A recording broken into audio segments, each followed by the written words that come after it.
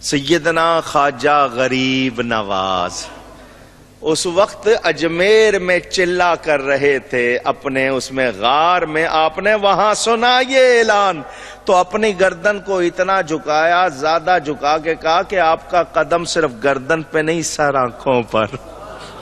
Ghaus Pak Baghdad میں اعلان کر رہے ہیں, وہ وہاں سن رہے ہیں. غوث پاک نے اعلان فرمایا غیاث الدین کا بیٹا نمبر لے گیا. خواجہ غریب نواز کے والد صاحب کا نام, خالہ زاد بھائی ہیں غوث پاک اور خواجہ صاحب. بڑا تعلق وہ شان غوث پاک کو جتنے تھے سب نے سنا. حضرت امام ربانی مجدد الف ثانی شیخ احمد فاروقی سرہندی رضی اللہ تعالیٰ عنہ فرماتے ہیں حضور سے ولایت ملی صدیق اکبر کو, ان سے فاروق اعظم, ان سے عثمان غنی, ان سے علی شیر خدا رضی اللہ عنہ, ان سے امام حسن کو, ان سے امام حسین کو, ان سے ملی امام زین العابدین کو, ان سے ملی امام محمد باقر کو, ان سے ملی امام جعفر صادق, ان سے امام موسیٰ کاظم, ان سے امام علی رضا, ان سے امام علی نقی, ان سے امام محمد تقی, ان سے امام حسن عسکری. 11 امام یہ ہو گئے جب تک 12ویں امام حسن عسکری, امام محمد مہدی ظاہر نہیں ہوتے. امام حسن عسکری سے یہ فیض چلا گیا ہے غوث پاک کو. مشرق مغرب جنوب شمال میں اب کوئی بھی ولی ہونا چاہے گا, جب تک غوث پاک کی مہر نہیں لگے گی ولی نہیں ہو سکتا. ولایت پر قبضہ ہے غوث اعظم کا, وہ سب کے بادشاہ ہیں, وہ سب کے. فرماتے ہیں الانس لہم مشائخ والجن لہم مشائخ والملائکۃ لہم مشائخ وانا شیخ الکل. فرماتے ہیں انسانوں کے بھی پیر ہیں, جنوں کے بھی پیر ہیں, سب کے پیر. فرمایا اللہ نے مجھے سب کا پیر بنایا ہے, میں سب کا شیخ ہوں. یہ اللہ کی طرف سے انعام ہے. کیا ہے؟ تواضع. ایک طرف تو شان اتنی, تواضع کتنی ہے, تواضع کتنی ہے اس کے واقعات پڑھیں. غریبوں فقیروں کا خیال, وہ دریا تھا نا دجلہ, تو کوئی آنے والا ہو تو وہ دریا میں جو بیٹھا کشتی والا پل والا وہ پیسے لیتا تھا. ایک مرید کو آنے میں اس طرح تکلیف ہوئی, وہ بڑی مشکل سے آیا, بیچارے کے پاس پیسے نہیں تھے, اس نے کشتی میں نہیں بٹھایا. جب آیا غوث پاک کے پاس تو اس نے ساری بات سنائی. اسی وقت کسی نے سونے کے سکوں کی تھیلی لا کے دی غوث پاک کو تحفے میں. فرمایا یہ تھیلی لے جا اور اس کو دے دے, اور اسے کہہ دے کہ مفت دریا پار کرایا کر, کسی کو تکلیف نہ دیا کر, یہ پیسے دے دینا اس کو. اس طرح بانٹتے تھے. صبح آیا ہے تو شام تک بچاتے. لاکھ روپے کی پوشاک بھی پہنی ہے آپ نے, مہنگے سے مہنگا کپڑا. چھوٹا ہو جاتا تھا, بادشاہ کے لیے کوئی بنا کے لایا, بادشاہ کو پسند نہیں آیا, اگلے نے لاکھوں میں بنایا, آپ خرید لیتے تھے. وہ چھوٹا ہوتا تھا, آپ کا قد ماشاءاللہ اونچا تھا, چھوٹا, اس کو بوری کا ٹاٹ کا پیبند لگا لیتے تھے. ادھر تھوڑی دیر پہنا پھر دے دیا کسی کو, جاؤ تمہارے لیے اس کو بیچ لینا, اس کے پیسے بنا لینا. تبرک اس طرح بانٹتے تھے. اللہ کی مخلوق کی مدد. ہر وقت آپ کا لنگر چلتا تھا, ہر وقت آپ کا لنگر چلتا تھا. کرامتیں کتنی ہیں, سب نے لکھا ہے کہ ان کی کرامتیں حد تواتر کو پہنچی ہوئی ہے. حد تواتر. تواتر کا مطلب پے در پے مسلسل غوث پاک سے لے کر اب تک ہر زمانے میں ہر ایک کے منہ پر وہی کرامتیں ہیں. یعنی اس کو تواتر کہتے ہیں کہ درمیان میں یہ نہیں کہ کسی کرامت کا بیان رک گیا ہو, ہر زمانے میں بیان ہوتا رہا, سب کرتے رہے. ان کی کرامتیں اس درجے کو ہیں کوئی انکار کر سکتا. اونچی. فرماتے ہیں میں تو چاہتا ہوں میں جنگلات میں نکل جاؤں تاکہ, لیکن اللہ نے حکم دیا مخلوق کو نفع پہنچانے کا, اس لیے بیٹھا ہوں, ورنہ میں تو چاہتا ہوں مجھے کوئی پہچانے نہیں. عاجزی کی بات سناؤں. کون سی بات ہے؟ جو جس کو اللہ شان دیتا ہے اس میں کیا آنی چاہیے؟ جن میں اکڑ آ جائے سمجھو فیل. نیا مرید ہوا ایک شخص غوث پاک کے پاس. اس دن مرید ہونے والے آتے تھے سینکڑوں کی تعداد میں, 4-5 ہزار بندہ اس دن مرید ہوا اس کے سامنے، وہ نیا نیا مرید ہوا تھا، تو اس نے سن رکھا تھا کہ اگر سچے مرید بن جاؤ تو پیر تمہیں جنت میں لے جائے گا. تو غوث پاک سے کہنے لگا ان سب کو بخشوا لو گے؟ نیا نیا مرید ہوا تھا نا، ان سب کو بخشوا لو گے؟ غوث پاک نے یہ نہیں فرمایا ہاں بخشوا لوں گا، تجھے کیا؟ فرمایا میں تو اس لیے ہر ایک کے ہاتھ میں ہاتھ دے دیتا ہوں شاید کسی جنتی کے ہاتھ میں میرا ہاتھ چلا جائے، میں بخشا جاؤں. عاجزی دیکھو، شان کتنی ہے. بندہ آیا ایک، چونکہ حکم ہے کہ کوئی دعوت دے، محبت والا مسلمان دعوت دے تو اس کی دعوت کو رد اونچی نہ کرو. آیا ایک بندے نے دعوت دی، حضرت آج افطاری میرے ہاں کیجئے گا. فرمایا بہت اچھا. وہ چلا گیا. ادھر ایک بندہ بیٹھا ہوا تھا مرید، وہ بھی نیا نیا مرید ہوا تھا، وہ بڑا خوش ہو گیا. 2 دن سے وہ لنگر کھا رہا تھا، دال وغیرہ، تو اس نے کہا آج دعوت آئی ہے تو چلو کچھ پکوڑے ملیں گے، سموسے. آپ کے ذہن میں تو افطاری میں یہی سامان آتا ہے نا، اس نے سوچا ہوگا کوئی خاص ملے گا. ابھی وہ بیٹھا ہی تھا، اس نے دیکھا کہ دوسرا شخص آیا. حضرت افطاری میرے یہاں. فرمایا بہت اچھا. اس نے کہا انہوں 2 جگہ وعدہ کر لیا ہے، تو ایک جگہ شاید میرے خیال افطاری سے پہلے جائیں گے، ایک جگہ مغرب کے بعد جائیں گے، تو اس طرح چلو. اس نے اپنا حساب لگا لیا میں کہاں کتنے کھاؤں گا. تیسرا شخص آیا، حضرت جی میرے یہاں. فرمایا بہت اچھا. اس نے کہا شاید اس کے یہاں تراویح کے بعد جائیں گے. وہ اپنا حساب لگا رہا ہے کہ مجھے کتنا کھانا ہے. چوتھا شخص آیا، حضرت جی افطاری میرے یہاں. فرمایا بہت اچھا. وہ پریشان ہو گیا، اس کے یہاں کس وقت جائیں گے؟ 4 کا تو میں نے اندازہ لگا لیا تھا، یہ چوتھا جو ہے اس کو کون سا ٹائم؟ پھر 5واں آیا، حضرت نے اس سے بھی 70 افراد آئے، 70 سے حضرت نے وعدہ کر لیا. کتنوں سے؟ اب وہ پڑ گیا مشکل میں. او ہو، میں تو حساب جوڑ رہا تھا، یہ تو بات بالکل 70 کے ہاں ہے. اگر یہ 2 منٹ بھی جائیں تو 70 دونا کتنے ہو گئے؟ 140 منٹ. یہ کیسے ہو سکتا ہے کہ یہ 2 منٹ بھی جائیں؟ تو یہ تو سادی رات تو ان کو یہی ہو جائے گی، کریں گے کیا؟ خیر حضرت صاحب کہیں نہیں گئے، اس کے ساتھ بیٹھ کے وہیں روزہ کھول لیا. وہیں آستانے میں اس کے ساتھ بیٹھ کے. اب وہ اور پریشان کہ جو وعدہ پورا نہ کرے وہ تو ٹھیک نہیں ہوتا، یہ تو اللہ کے ولی ہے، یہ تو گئے کہیں نہیں اور وعدہ 70 سے کر لیا. روزہ کھول کے جب مسجد میں گئے، نماز ختم ہوئی، ایک کہنے لگا اٹھ کے آہا آج تو میرے گھر میں رونق تھی، حضرت میرے پاس تھے. دوسرا اٹھا تیرے پاس؟ حضرت تو میرے پاس تھے. تیسرا کہنے لگا تم لوگ عجیب ہو، حضرت تو میرے پاس تھے. 20 آدمی اور بھی تھے. 70 کے 70 اٹھے اور کہنے لگے حضرت ہمارے پاس تھے. وہ کہنے لگا وہ تو کہیں گئے نہیں، تو میرے ساتھ بیٹھے ہوئے تھے. 70 نے گواہی دی. یہاں تھانوی جیسے شخص کو بھی لکھنا پڑا اللہ کا نبی اور ولی اللہ کی عطا سے ایک ہی وقت 70 کیا 70,000 مقامات پر موجود ہونا چاہے تو ہو جاتا.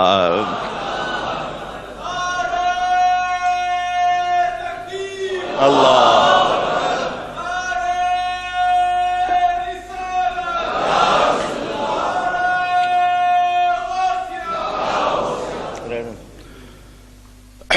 توجہ. جناب ابو المعالی احمد بن ظفر بن یونس بغدادی حسینی کہتے ہیں میرا 15 مہینے کا بیٹا تھا، بخار نہیں اتر رہا تھا. جان کے لالے پڑ گئے بچہ بچے گا یا نہیں بچے گا. کسی علاج سے بخار نہیں جا رہا تھا، اور بخار جو ہوتا ہے وہ بندے کو نچوڑ دیتا ہے. میں بہت ہی زیادہ غمزدہ پریشان تھا. حضرت شیخ نے خود مجھے بلا لیا، غوث پاک نے فرمایا جاؤ بچے کے کان میں کہو اے ام ملدم، یہ بخار کا نام ہے، تمہیں شیخ عبد القادر حکم دیتے ہیں کہ اس بچے کو چھوڑ کر چلی جاؤ اور حلہ کی طرف بھاگ جاؤ. ہلا یا حلہ جو بھی علاقے کا نام، اس کی طرف بھاگ جاؤ. وہ کہتے ہیں میں نے گھر میں آ کے بچے کے کان میں یہ جملہ کہا، بچہ اسی وقت ٹھیک ہو گیا. اسی وقت اندازہ کریں. دریائے دجلہ میں طغیانی آ گئی، پانی کھیتوں میں جس طرح ہوتا ہے نا سیلاب، جس کو اب طغیانی آپ سیلاب کہتے ہیں، سیلاب آیا، لوگوں کے گھر ڈوبنے لگے، لوگوں کو چیخو پکار، غوث پاک نے اپنا ڈنڈا لیا اور ایک جگہ آ کے گاڑ دیا، بس یہاں تک، اتنا جملہ کہا، بس پانی اس سے آگے نہیں آیا۔ پھر حکومت ہے یا نہیں اونچی؟ یہ کس کے نائب ہیں، کس کے بچے ہیں، کس نے شان دی ہے، اس کا ذرا آپ اندازہ کریں۔ میں صرف جھلکیاں دکھا رہا ہوں۔ میرے سامنے یہ کتاب ہے زبدۃ الآثار، یہ تلخیص ہے، خلاصہ ہے بہجت الاسرار کا۔ اس کے لکھنے والے کون ہیں اس کتاب کے؟ حضرت شیخ محقق شاہ عبد الحق محدث دہلوی رحمت اللہ علیہ، جن کو روزانہ بلا ناغہ میرے آقا رسول اللہ صلی اللہ علیہ وسلم کی زیارت ہوتی تھی۔ یہ انہوں نے غوث پاک کی شان میں کتاب لکھی ہے۔ میرے دوستوں اور بزرگوں، آؤ، غریب پرور کتنے تھے غوث پاک، یہ بھی ایک بات سنو۔ شیخ عبد الرزاق غوث پاک کے بیٹے ہیں، وہ فرماتے ہیں میرے ابا جان نے اس وقت تک حج نہیں کیا جب تک آپ نے احکام ولایت، آپ کے احکام ولایت جاری نہیں ہو گئے۔ فرماتے ہیں حج کے موقع پر آپ کے اونٹ کی مہار پکڑے میں ساتھ جا رہا تھا، ایک مقام جس کا نام وہی حلہ یا حلہ یا حلہ، جو بھی اس کا صحیح تلفظ، ہم نے قیام کیا۔ یہ بستی بغداد کے حدود میں ہی تھی لیکن تھوڑا باہر۔ والد صاحب نے حکم دیا معلوم کرو سب سے زیادہ غریب اس بستی میں کون ہے، اس بستی میں سب سے زیادہ غریب کون ہے؟ معلوم کیا تو ایک مسکین شخص کا ایسا گھر دیکھا جس کے در و دیوار گر چکے تھے، ایک بوڑھا اپنی بیوی کے ساتھ ایک کٹے پٹے خیمے میں پھٹے ہوئے کپڑے جوڑ کر اس میں گزارا کر رہا تھا۔ تو والد صاحب نے یہ کہا اس سے اجازت لو کہ ہم اس کے گھر میں رات گزار لیں۔ اس نے اجازت دے دی تو آپ نے مریدوں اور ساتھیوں کو فرمایا آ جاؤ اس کے ارد گرد تم بھی، اور آپ اس کے گھر میں چلے گئے۔ جب قصبے کے امیروں کو، مریدوں کو پتہ چلا، سب دوڑے ہوئے، علماء مشائخ آئے، ہمارے پاس بڑا گھر ہے، انتظام ہے، آپ ہمارے پاس ٹھہرے۔ لیکن حضرت نے فرمایا میں اسی کے پاس رہوں گا۔ شہر کے لوگ اونٹ، بکریاں، تحفے تحائف لاتے رہے، کھانے لاتے رہے، پھل لاتے رہے، کپڑے لاتے رہے، جو بھی آتا کچھ ساتھ لے کے آتا۔ دوسرے دن جاتے وقت حضرت نے اس گھر والے کو کہا یہ سب کچھ تیرا، یہ سب کچھ تیرا۔ فرماتے ہیں کچھ عرصے کے بعد لوگوں نے دیکھا وہ اس علاقے کا سب سے امیر آدمی بن گیا۔ اور پیروں کا کام وصول کرنا نہیں ہوتا، نوازنا بھی ہوتا ہے۔ آج کے تو پیر صرف جیبیں خالی کروانا جانتے ہیں، کو نظر بھی کرو، کو دعا بھی دو، کو برکت بھی دو، یا صرف بٹورنا ہی جانتے ہیں۔ اللہ تعالیٰ سب کو نیکی کی توفیق عطا فرمائے۔ میرے دوستوں اور بزرگوں، بس دو باتیں، میں پتہ ہے صبح چھٹی نہیں ہے، حالانکہ کرامتیں بہت ہیں، ذکر بھی بہت ہے، لیکن دو تین باتیں سنیں، خوشخبریاں سناؤں۔ کیا سناؤں؟ حضرت شیخ ابو القاسم عمر بزاز نے بیان کیا کہ حضرت سیدنا عبد القادر گیلانی رضی اللہ تعالی عنہ کو فرمایا گیا تھا کہ اگر کوئی شخص آپ کا ذکر زبان پر نہ لائے، کوئی آپ کا ذکر زبان پر، لیکن اسے نہ تو آپ سے بیعت نصیب ہوئی نہ خرقہ خلافت ملا ہو، کیا اس کے لیے بھی کوئی خوشخبری ہے؟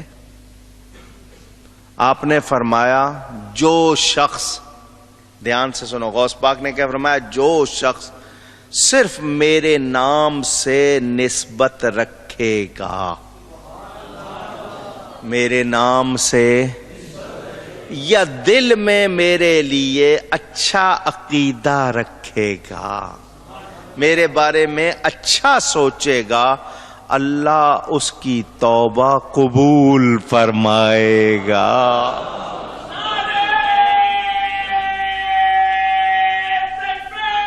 اللہ